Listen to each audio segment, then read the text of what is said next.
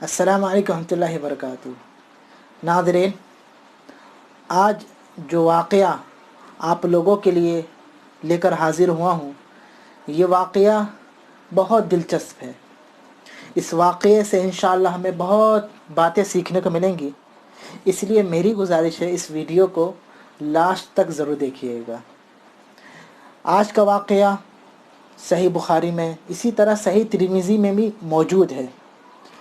اگر آپ کو یہ کہانی پسند آئے تو اپنے دوستوں اور ساتھیوں کو یہ کہانی ضرور سنائیں۔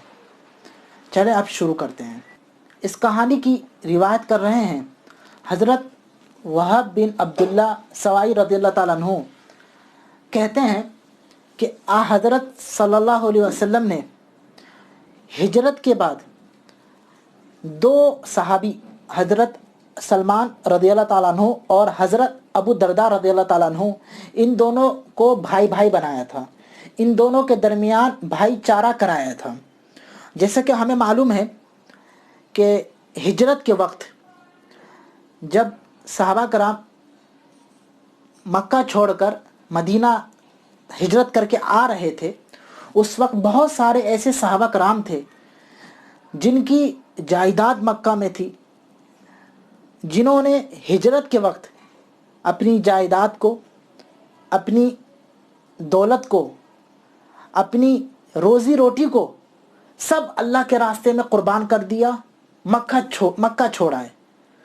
تو نبی صلی اللہ علیہ وسلم نے اس وقت ان کے درمیان اور جو لوگ مدینہ میں انصار صحابہ موجود تھے ان کے درمیان بھائی چارہ کرا دیا، ان لوگوں کو ایک دوسرے کا بھائی بھائی بنا دیا، تاکہ کچھ دنوں تک ان لوگوں کے پاس رہنے سہنے کی جگہ ہو، کھانے پینے کی کوئی چیز ہو۔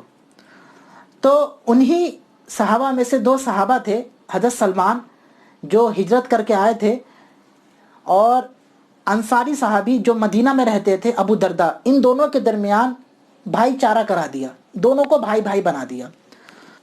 ایک مرتبہ حضرت سلمان یہ ابو درداء رضی اللہ تعالیٰ عنہ کے گھر تشریف لائے، ان کے گھر گئے تو اچانک دیکھتے ہیں ام درداء جو حضرت ابو درداء کی بیوی تھی وہ وہاں موجود ہیں، اور ان کی حالت بہت خراب ہے، بہت گندے کپڑے پہنے ہوئے ہیں اور پراگندہ حال میں ہیں۔ تو حضرت سلمان رضی اللہ تعالیٰ عنہ نے ام درداء سے پوچھا، آپ کی حالت اتنی خراب کیوں ہے؟ آپ اتنا گندا کپڑا کیوں پہنی ہوئی ہے؟ تو ام درداء نے کہا،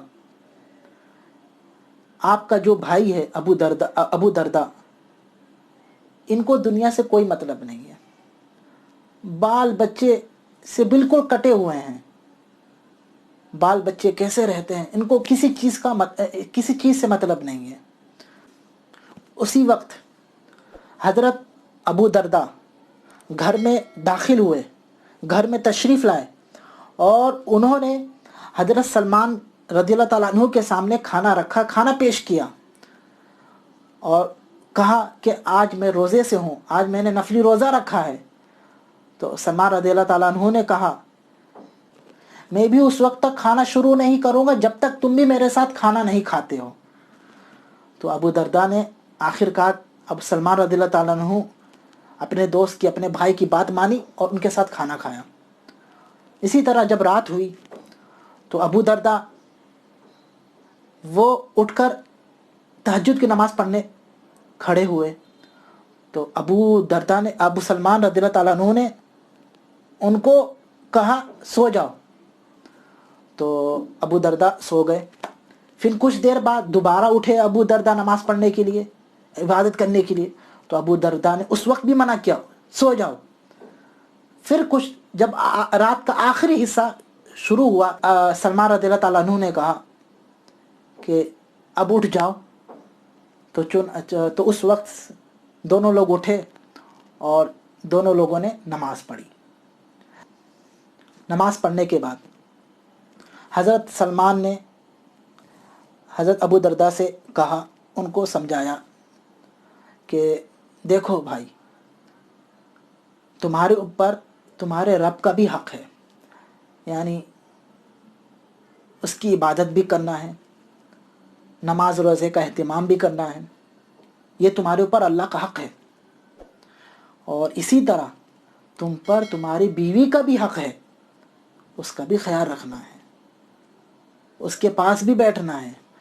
اسی طرح تم پر تمہارا بھی حق ہے، تمہاری جان کا بھی حق ہے، اس کو بھی آرام و سکون دو۔ ساری رات نماز نہیں پڑھنا ہے، بلکہ کچھ رات نماز پڑھو، کچھ رات اپنے جسم کو راحت دو، سکون دو، اس کو سونے کا وقت دو۔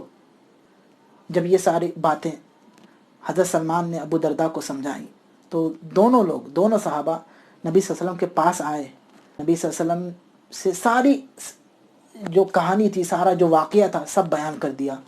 تو نبی صلی اللہ علیہ وسلم نے فرمایا کہ سلمان نے صحیح کہا، سچ کہا، ہر حق والے کا حق ادا کرنا چاہیے۔ یہ دو صحابہ کرام کا ایک خوبصورت واقعہ تھا۔ اس واقعے سے ہمیں 3 باتیں سیکھنے کو ملی۔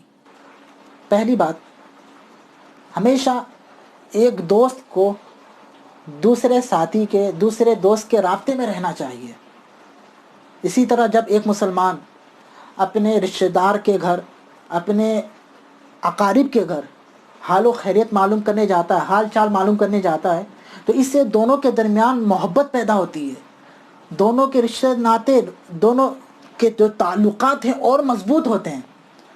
اور کیا کہنا، یہ تو ٹیکنالوجی کا زمانہ ہے، ہر طرف موبائل ہے، ایک دوسرے کے قریب ہونا اور آسان ہو گیا ہے۔ بڑی آسانی سے 2-4 منٹ نکال کر ایک دوسرے سے بات بھی کر سکتے ہیں۔ دوسری بات، ایک مسلمان پر جس طرح اللہ رب العالمین کا حق ہے کہ وہ اس کی عبادت کرے، اس کے بتائے ہوئے راستے پر چلے، اس کے لیے نماز روزے کا اہتمام کرے، اسی طرح اس کے اوپر، اس مسلمان پر اس کی بیوی کا بھی حق ہے، اس کی ضروریات کو پورا کرے، اگر بیمار ہے اس کے لیے دوا پانی کا انتظام کرے، اور اس کی تعلیم و تربیت کی طرف بھی توجہ دے۔ تیسری بات، رات کا آخری حصہ، رات کا آخری پہر عبادت کے لیے سب سے بہترین وقت ہے، سب سے افضل وقت ہے۔ ذکر و اذکار کے لیے، تسبیح کے لیے، دعا کے لیے، تلاوت کے لیے، نماز پڑھنے کے لیے، تہجد کے لیے سب سے بہترین وقت رات کا آخری حصہ ہے۔ اور اگر کوئی کسی وجہ سے نہیں اٹھ سکتا ہے، نہیں اٹھ پا رہا ہے، تو وہ رات کے کسی بھی حصے میں، اول پہر میں، درمیانی پہر میں، کسی بھی حصے میں عبادت کر سکتا ہے۔ ھذا اللہ عالم۔ یہ کہانی کیسی لگی؟ اگر یہ کہانی پسند آئی ہے تو اپنے دوستوں کو، اپنے ساتھیوں کو یہ کہانی ضرور بھیجیے۔ پھر انشاءاللہ جلدی ملیں گے۔ السلام علیکم ورحمۃ اللہ وبرکاتہ۔